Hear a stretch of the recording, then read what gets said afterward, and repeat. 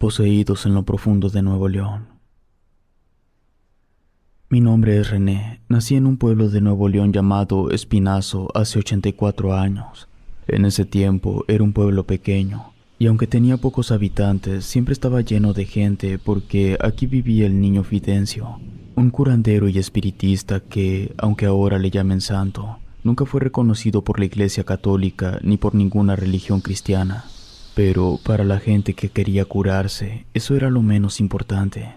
Lo que buscaban era su salud o liberarse de una enfermedad o quitarse algo maligno, ya sea embrujos o demonios, y eso no tenía ningún precio. Además, Fidencio no cobraba por curar. En 1928, el presidente de la República Mexicana, Plutarco Elías Calles, llegó a Espinazo en el tren para que Fidencio lo curara de una supuesta lepra, y al hacerlo, su fama se extendió por todas partes. Por esa razón, mi madre vino a dar al Espinazo a finales de 1937. Pero cuando estaba embarazada de mí, cuenta que le hicieron un trabajo de brujería una mujer que dijo ser la esposa de mi papá. Cayó en cama y le dio una temperatura que con nada se la podían quitar. Se empezó a sentir muy mal, se ponía muy hinchada y al acudir al médico solo le diagnosticaron alta presión, pero su piel se empezó a poner negra. Por las noches miraba a una anciana de negro parada frente a su cama y por más que le rezara para que se fuera, seguía apareciendo. Además, tenía náuseas exageradas. Cuando vomitaba le salía hiel y a veces pus. Le advertían que podría perder su embarazo, que le urgía atenderse. Algunos familiares de mi madre la llevaron a ver al niño. Es como le decían a Fidencio.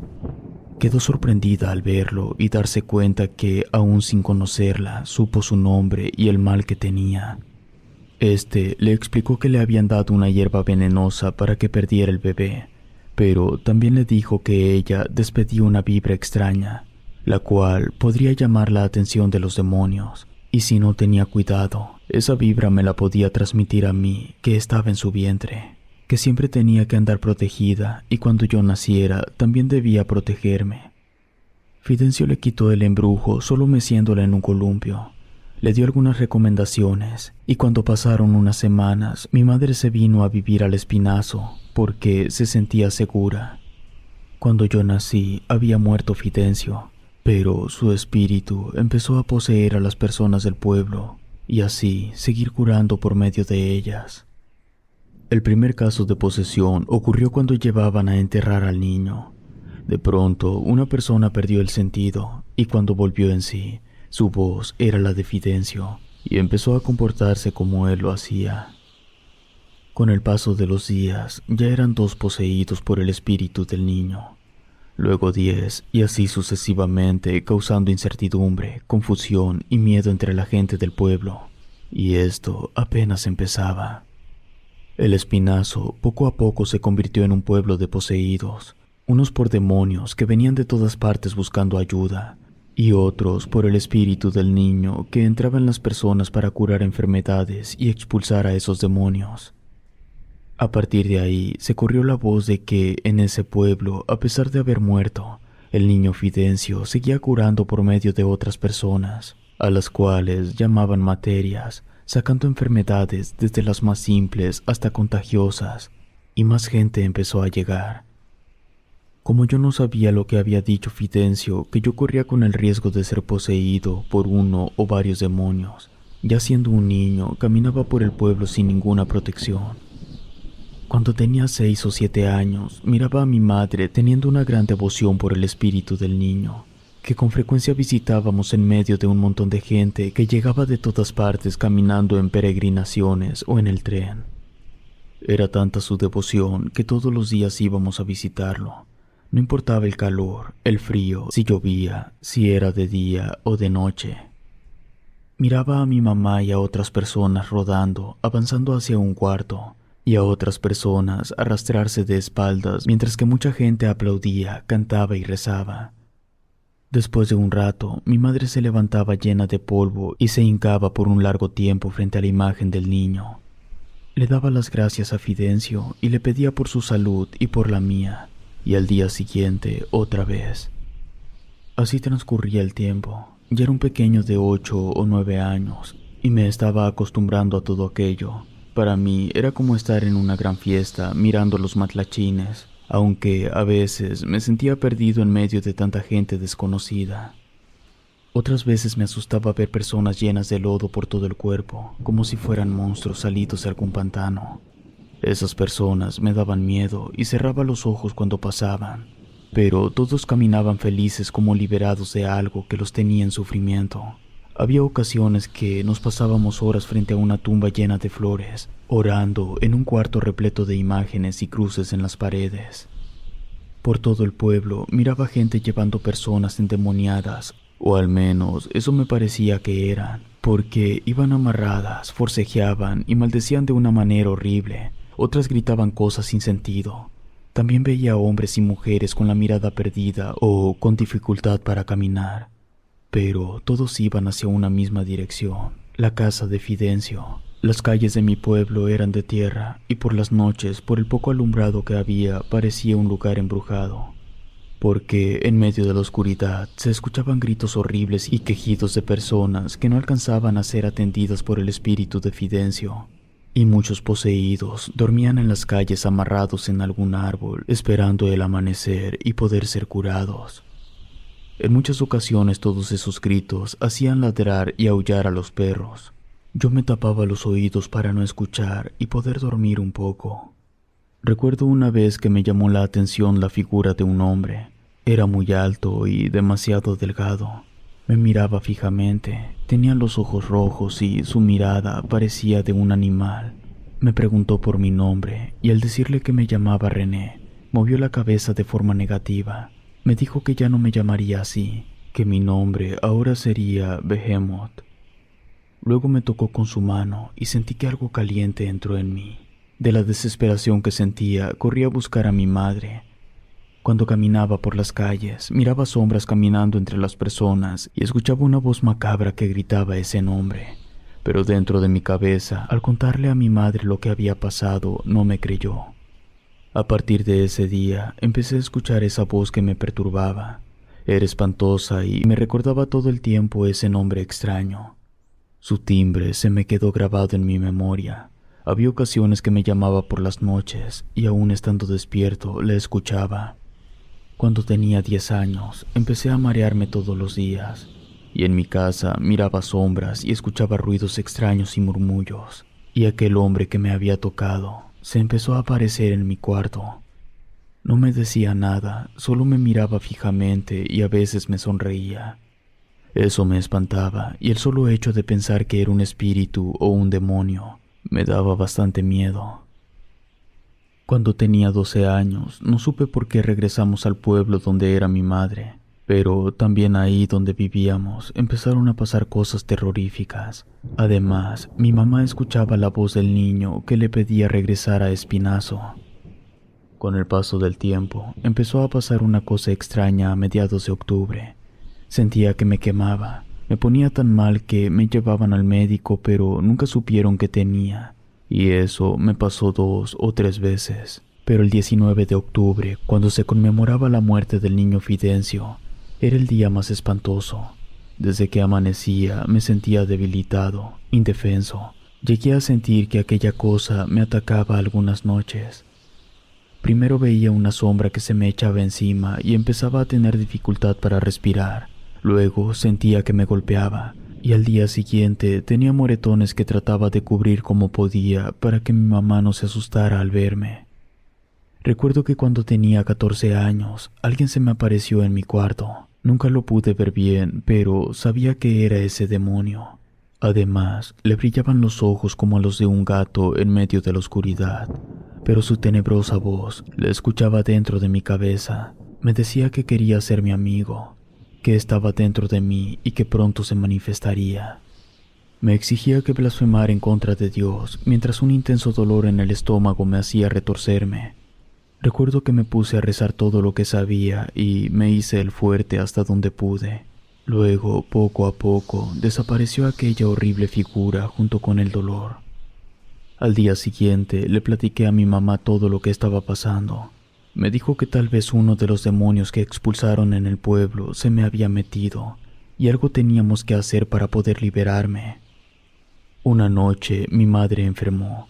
Tenía tanta calentura que empezó a delirar y a decir que un hombre flaco y alto con cara de demonio se la quería llevar. Al describirlo, supe que era el mismo que se me aparecía a mí, hasta que un día escuché la voz del niño. No recuerdo si dormido o despierto. Me pidió que no tuviera miedo, que él podría curarnos a mi madre y a mí, que tuviera fe y regresáramos a Espinazo.